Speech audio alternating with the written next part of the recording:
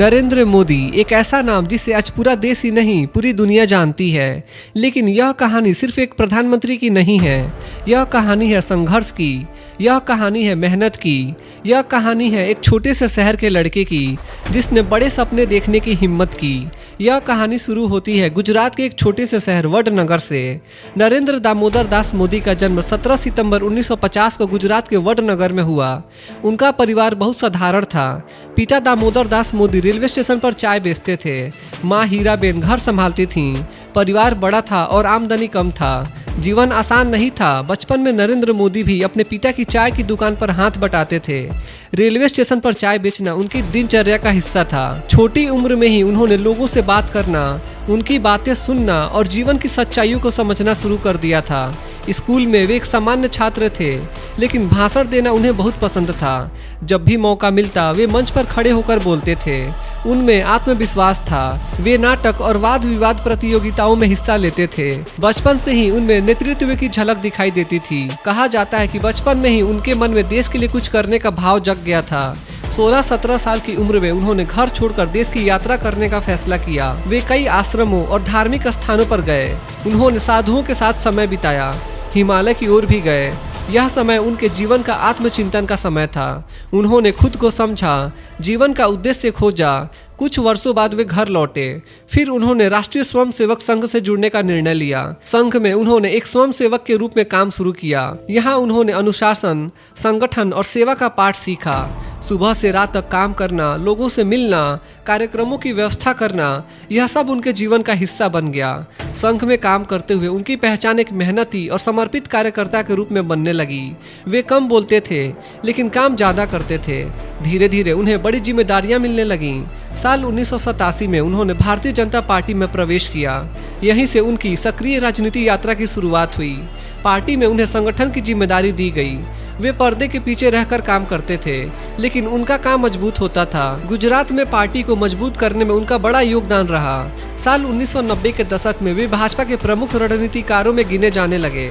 उनकी योजना बनाने की क्षमता और संगठन कौशल की चर्चा होने लगी।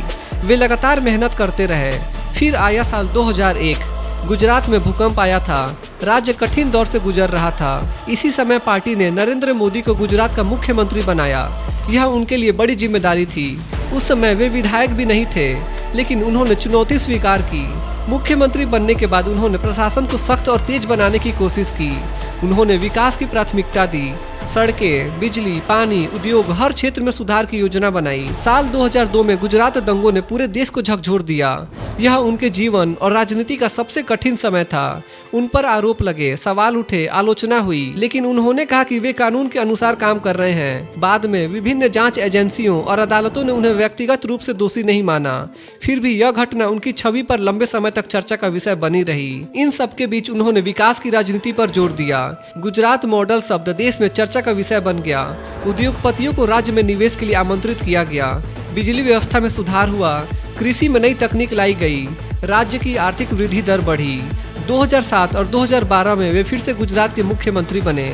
लगातार 3 बार मुख्यमंत्री बनना अपने आप में बड़ी उपलब्धि थी। इससे साफ था कि राज्य में उनका जनाधार मजबूत हो चुका है। धीरे धीरे उनका नाम राष्ट्रीय राजनीति में उभरने लगा। लोग उन्हें एक मजबूत नेता के रूप में देखने लगे। उनके भाषणों में आत्मविश्वास और स्पष्टता होती थी। वे बड़े जनसमूह को अपनी बात सरल भाषा में समझा देते थे। साल 2013 में भारतीय जनता पार्टी ने उन्हें प्रधानमंत्री पद का उम्मीदवार घोषित किया। यह एक बड़ा फैसला था। इसके बाद उन्होंने पूरे देश में रैलियां की, हर राज्य में गए, हर वर्ग से बात की। उनका नारा था विकास। साल 2014 का लोकसभा चुनाव भारतीय राजनीति के इतिहास में महत्वपूर्ण रहा। नरेंद्र मोदी के नेतृत्व में भाजपा ने पूर्ण बहुमत हासिल किया। यह 30 साल बाद पहली बार था जब किसी एक पार्टी को पूर्ण बहुमत मिला। 26 मई 2014 को उन्होंने भारत के प्रधानमंत्री पद की शपथ ली। एक चाय बेचने वाले परिवार का बेटा देश का प्रधानमंत्री बन चुका था। यह क्षण कई लोगों के लिए प्रेरणा का प्रतीक था। प्रधानमंत्री बनने के बाद उन्होंने कई बड़े फैसले लिए। उन्होंने स्वच्छ भारत अभियान की शुरुआत की। जन धन योजना के तहत करोड़ों लोगों के बैंक खाते खोले गए। उज्ज्वला योजना के जरिए गरीब महिलाओं को गैस कनेक्शन दिए गए। डिजिटल इंडिया और मेक इन इंडिया जैसे कार्यक्रम शुरू किए गए। साल 2016 में उन्होंने नोटबंदी का ऐलान किया। यह फैसला अचानक था और देश में व्यापक चर्चा का विषय बना। समर्थकों ने इसे काले धन के खिलाफ कदम बताया, जबकि आलोचकों ने इसके प्रभावों पर सवाल उठाए। साल 2019 में लोकसभा चुनाव फिर हुआ। इस बार भी नरेंद्र मोदी के नेतृत्व में भाजपा को और बड़ी जीत मिली। वे दूसरी बार प्रधानमंत्री बने। इस कार्यकाल में उन्होंने जम्मू कश्मीर से अनुच्छेद 370 हटाने का फैसला लिया। यह फैसला ऐतिहासिक माना गया। इसके साथ ही नागरिकता संशोधन कानून भी लाया गया, जिस पर देश में समर्थन और विरोध दोनों देखने को मिले।